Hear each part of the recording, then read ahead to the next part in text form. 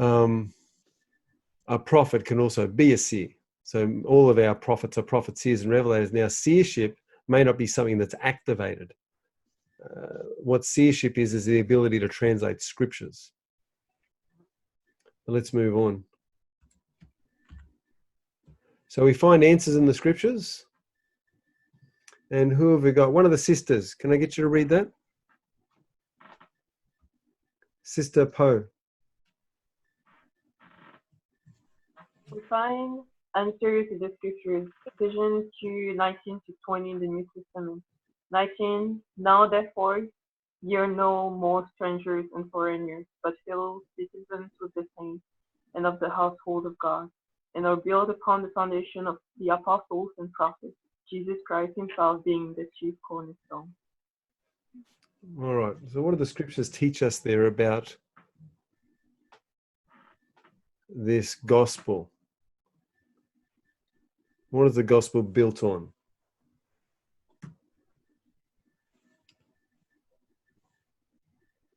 Apostles and prophets.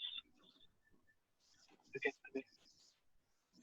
Yeah, so Christ and the apostles and the prophets. It's very clear there, and it's straight from our scriptures. It's straight from the New Testament, telling us how and in what way the church will be established. It's a foundation of apostles and prophets. All right, so here's some examples of prophets. Right there. Who have we got there? Manu, can you read that? The first one, inspired men.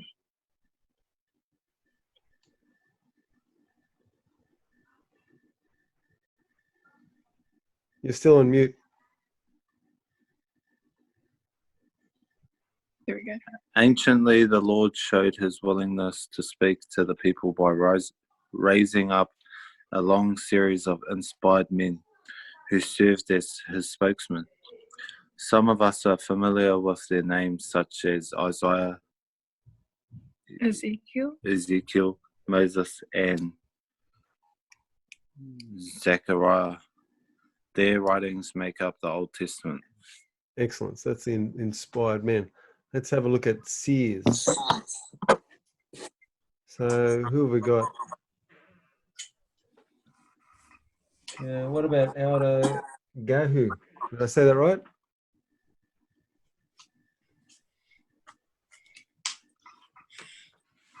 If you can read the next part. Or was it Gan? Aldo Gan? Oh, yeah, this is Aldo Gan. Gan, yeah, that's it. Seers, right, in that part.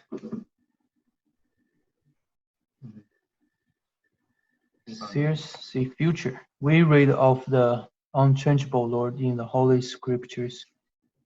In the Bible, the Old Testament prophets from Adam to Malachi testify of the divinity of God in Jesus Christ. Abraham and Jeremiah were chosen men who were able to see the happenings of the future. Okay, and in this last part, it talks about being moved by the Spirit. Peter of old said, "For the prophecy came not in old time by the will of man, but holy men of God spake as they were moved by the Holy Ghost." So they're not inventing these things, they're moved upon by the Holy Ghost. And so they're moved by the Spirit to write their prophecies and to speak their prophecies and to give us direction.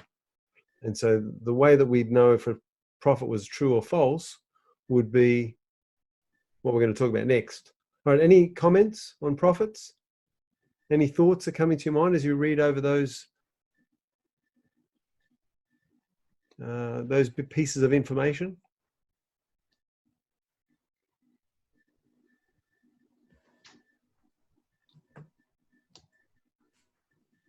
Or is there other prophets you can think of that we haven't mentioned here? Especially, like we'd be looking at, especially someone who's not familiar with the church, we'd probably be more looking at the Old Testament and New Testament prophets to sort of build that foundation there for these people.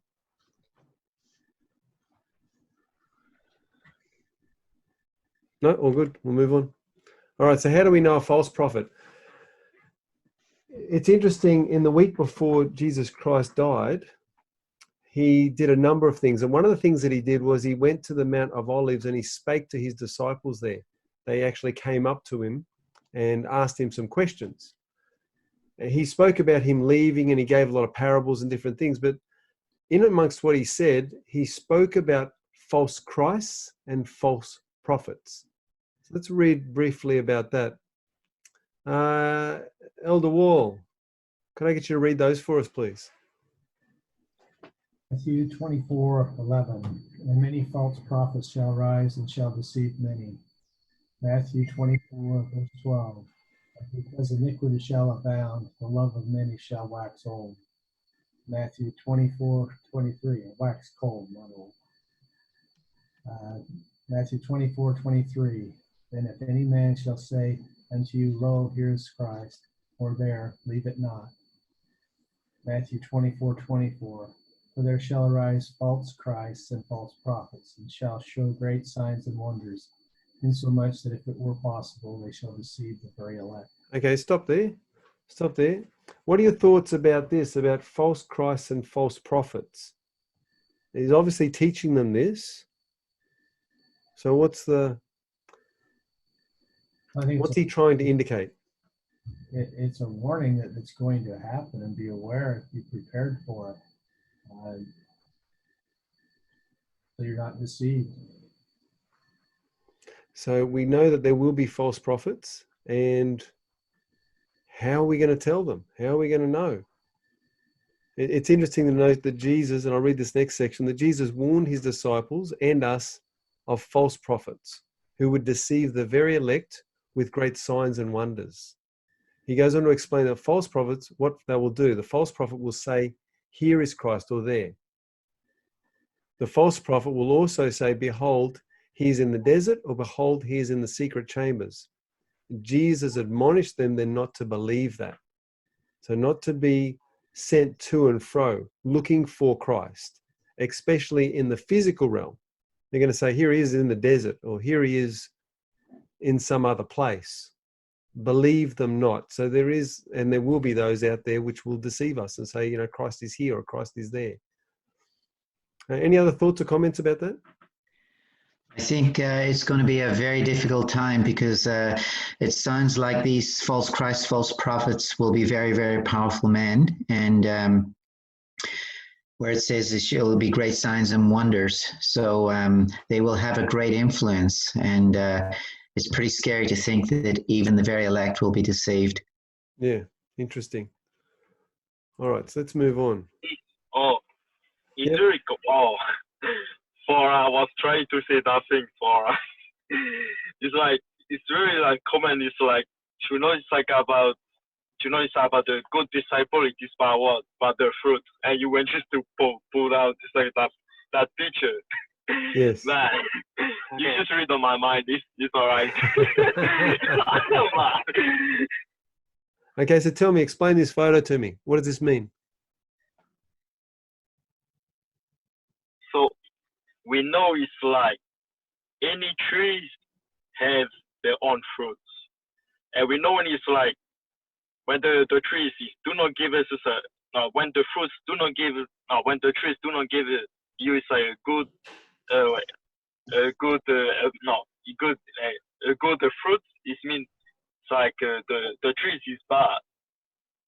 So like we know it's the trees. If we appreciate that trees, it is true. But the fruits, we know it's when the fruit is so delicious, we do not cut enough the trees because what the fruit is very good. But when the fruit is very bad, I know it's in Tahiti, especially my father is always do that. If the tree is very so bad, he will like cutting off. It's like cutting off. It's like all the trees and after put on the fire. Yep.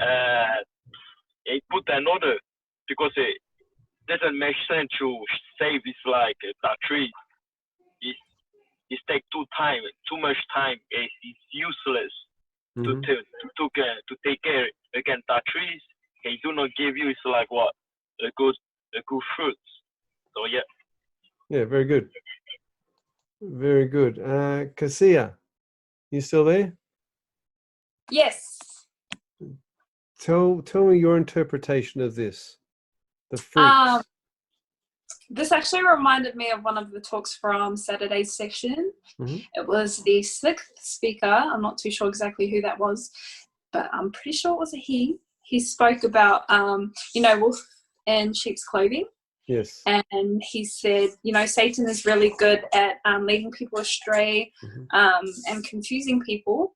But he says, how can we, he says sometimes it's very hard to know a wolf in sheep's clothing. And he says that you'll be able to tell, we shall know them by their fruits, is what he said. So that's what this picture reminds me of. And by fruits, he meant, he says, the results. And that's what I thought of. Very good. So how do you know an orange tree is an orange tree? It's because it yields oranges. How do you know an apple tree is an apple tree? It's because it yields apples. And how do you know that something's good? It's because it yields good. And so whatever's inside comes out. I heard an analogy once described this way, and it was a man had an orange, and he said to a young boy, he said, if I squeeze this, what comes out? And the boy said, orange juice. And then he said, well, why? Why would orange juice come out? He said, because that's what's inside. And it's very simple, very obvious. But what comes out of us when we get squeezed? If we get squeezed, does goodness come out of us? Does love come out of us? When we go through difficult situations, when we have a coronavirus, when we have something difficult go on in our lives, what comes out of us? Is it love? Is it joy? Is it compassion? Or is it anger, frustration, annoyance? Because things have changed. So we've got to think, what comes out of you? And that's your fruit, is when you get squeezed, when you go through a difficult situation, what comes out?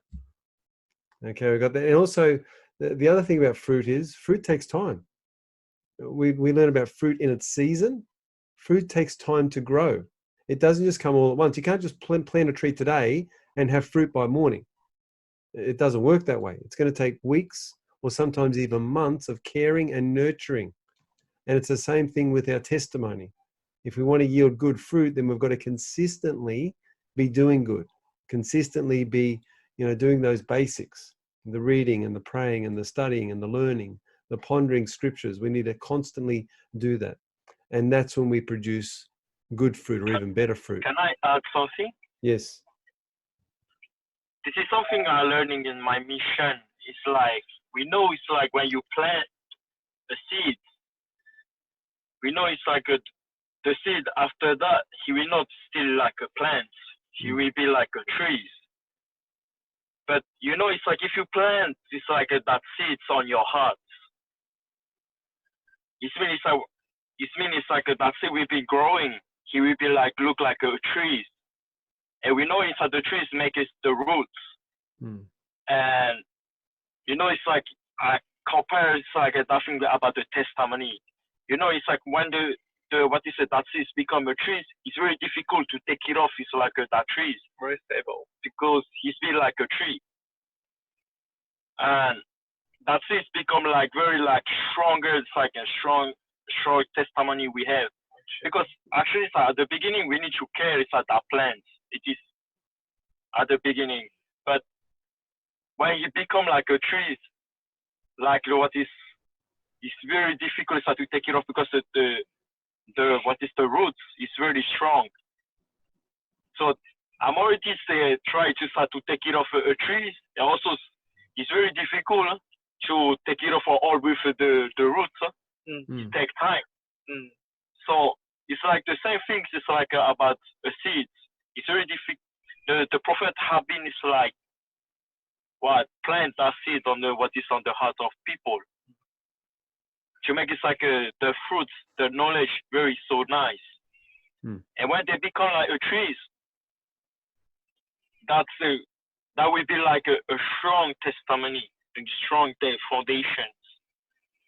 And yeah, this is just my thought about the fruits. Yep. Excellent. Thank you.